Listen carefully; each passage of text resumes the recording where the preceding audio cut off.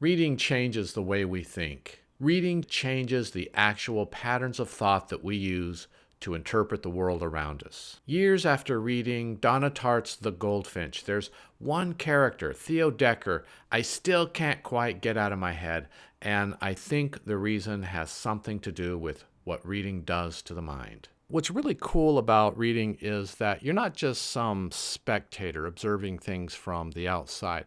In a way, your mind is actively participating in what's happening. There's research suggesting that when we read about physical sensations or actions, some of the same areas of the brain that are connected to those experiences can become active too. Just think about any story you've read recently. You probably don't remember looking at the words that are on the page.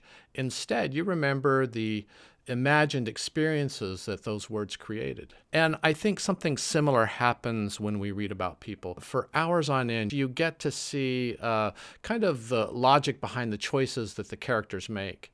Even though they may not be the kinds of choices that you would make, you still have access to like the inner workings of their minds. You're thinking about their whole life. You're thinking about what they want, what makes them happy, what they fear. And after a while, their inner life starts to feel strangely familiar to you. Which brings me to Theo Decker in Donna Tartt's The Goldfinch. Now, Theo unfortunately makes a lot of choices that from the outside, they seem almost nonsensical. He's self-destructive. He lies and he steals, and he even becomes an addict. And as the story builds, he keeps making decisions that really just make him more and more unhappy.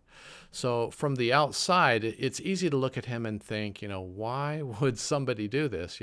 Why wouldn't he just tell someone or ask for help?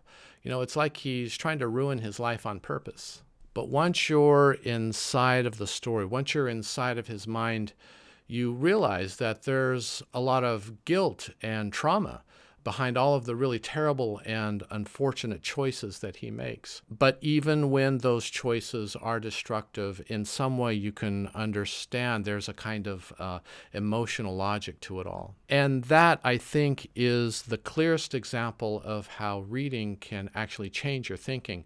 The more time that you spend inside these unfamiliar minds, the more flexible that your own mind and your own thoughts become. This is one of the reasons why reading is so strongly linked to empathy, because it trains you to imagine why someone else's choices might seem reasonable, at least to them. Now, if you don't know, in The Goldfinch, Theo's mother is killed in a blast while they're looking at a painting. And as Theo carries himself out of the rubble, he ends up stealing that painting. By the way, that's the premise. It's not a spoiler, so don't worry. Anyway, he carries this painting with him throughout the whole story. And I was thinking recently about how, on one level, it's just a painting, but on another level, it's so much more than that. In one way, it's a burden. And at the same time, it's also this object of beauty. And it makes so much sense now that Theo would so closely associate his feelings towards the painting with his mother. And this is why he continues to hold on to it, despite all of the risk and despite all of the trouble that it gives him, because it represents how he is holding on to the past. And I think that this gets at another way that reading changes the way we think. It improves the mind's capacity for abstraction. And by that, I mean that it improves our ability to look at one specific thing and then through that see a larger pattern behind it. When you're reading a novel, you're constantly reading about the specific details, like maybe someone's voice or maybe the setting or something like this.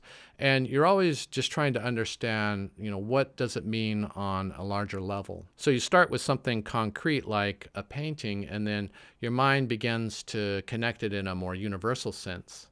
And fiction is filled with this. The marlin in The Old Man and the Sea. It's just a fish in one sense, but it eventually comes to represent struggle and maybe even dignity. Or I also think about the way the father and the son talk about fire in McCarthy's The Road. In several places, they talk about carrying the fire, and that connects to larger ideas about hope and civilization. It represents the idea of carrying the light against the darkness of the world. But throughout the novel, we're constantly being reminded that fire is also what destroyed the world. And that is a really interesting idea. The one thing that can save humanity was also the thing that destroyed it. So many things in life are like this, like technology. We use it to communicate or to learn, but it can also manipulate us and maybe even accelerate our destruction. So when we read, we practice moving between the specific and the universal. And so reading about the details of a character's life, it enables us to start thinking about human life in a more general sense. And once you start thinking this way in fiction, you start doing it elsewhere too. You look at how things happen in your life. Maybe it's a meeting at work, or maybe it's a relationship that you have.